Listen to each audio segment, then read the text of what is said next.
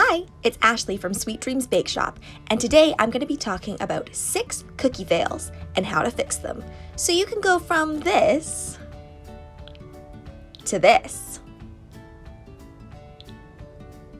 So let's get into the video. Fail number 1 is having your cookies spread during the baking process. I'm showing you a bunch of circular cookies that I've done in past because circle cookies are way less forgiving than other shapes and it's more noticeable. But the fix is actually really easy. You just need to put out your cutout cookies that are on parchment paper on the cookie sheets back into the refrigerator before you bake them. The recipe you're using could also be the issue, but I've had no issues with my recipe with spreading for the past 10 years, so go ahead and check it out in the description below. Yes, my very first batch of cookies. Fail number 2, nearly translucent flooding icing. So even in this second picture here, this is more well done, but you can see my icing is still not opaque enough. The fix is you gotta use meringue powder, less water, and whip it good. For every 1 cup of icing sugar, I put in 1 tablespoon of meringue powder, and meringue powder is pretty readily available. You can find the Wilton brand at Michael's, or you can buy it at any kind of hobby cake shop. This is actually where most people go wrong, trying to figure out the correct icing texture. As you can see, I added a little bit of warm water and I whipped it for a few minutes. But see that side there? It's still kind of chunky and everything on my whisk is kind of soupy still. So I know that I haven't really whipped my icing enough.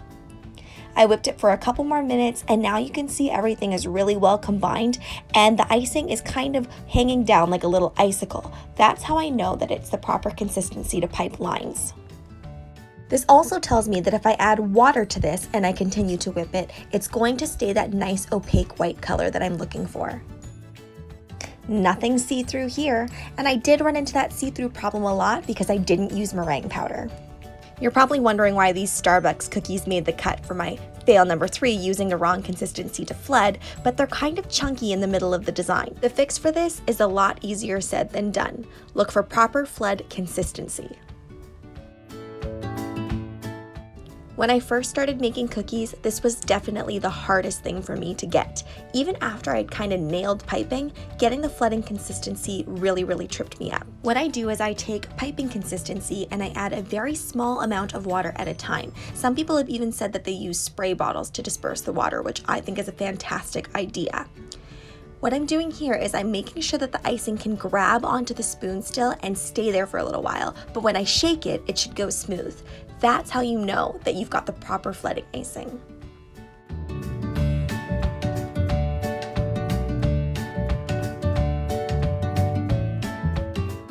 There are so many learning opportunities in those cookies.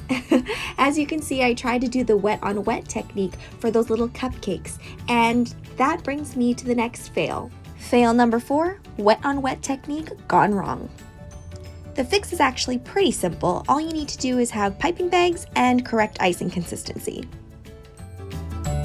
The key to nailing this is making sure that both consistencies that you're using match one another. You don't want one thicker or one looser or else things are going to go a little bit awry. You also want to make sure that, unlike my previous picture, that you have a really good border icing so that nothing is spilling over the edge, because you are adding in more icing as you add the dots. Wet on wet technique can be used for a number of things. So here I'm showing you how I make little flowers using the wet on wet technique.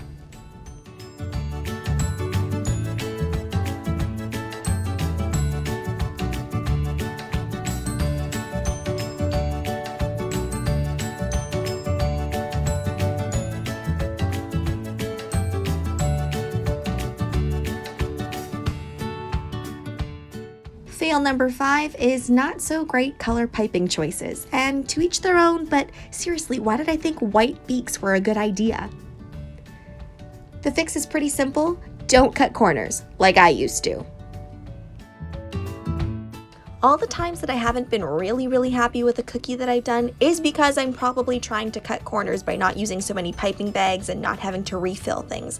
But honestly, what's the point if you're going to decorate sugar cookies for 4 hours and not use different colors and things that complement one another? And if you don't have a good eye for things, then definitely look on Instagram, Pinterest, wherever you may search. But look at different photos so that you know what goes together.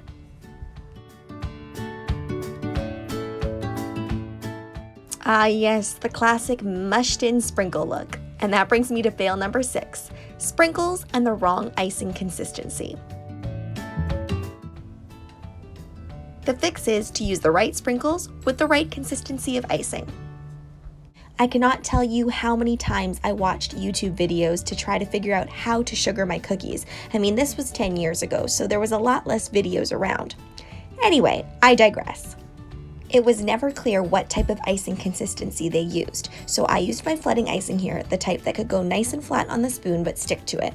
And then I just directly poured my sugars on. And you want to make sure that you don't just leave your sugars sitting there, because if they're heavier, then they can cause all the icing to spread off. So what you want to do is you want to shake off that sprinkle really, really quickly and then lay it flat to dry.